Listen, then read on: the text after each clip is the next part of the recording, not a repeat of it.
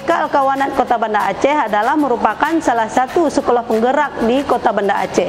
Nah, dalam rangka proyek pembelajaran profil pelajar Pancasila, kami menyelenggarakan kegiatan memelihara bibit ikan. Nah, sebelum kegiatan itu dilaksanakan di sekolah, terlebih dahulu kami akan memperkenalkan kepada anak mengenai cara membudidayakan bibit ikan.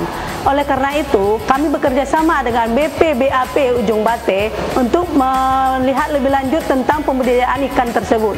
Alhamdulillah, sambutan dan kerjasama yang diberikan oleh BPBAP Ujung Bate itu luar biasa.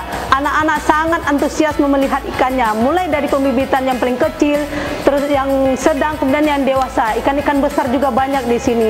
Jadi begitu banyak pengalaman yang didapat oleh anak, dan nanti setelah mereka sampai di sekolah akan dikembangkan lagi. Nah, nanti di sekolah anak-anak akan membuat sebuah akuarium dan memelihara ikan yang tadinya diberikan juga oleh BPBAP Ujung Bate. Terima kasih atas sambutan yang luar biasa ini. Demikian, Assalamualaikum warahmatullahi wabarakatuh.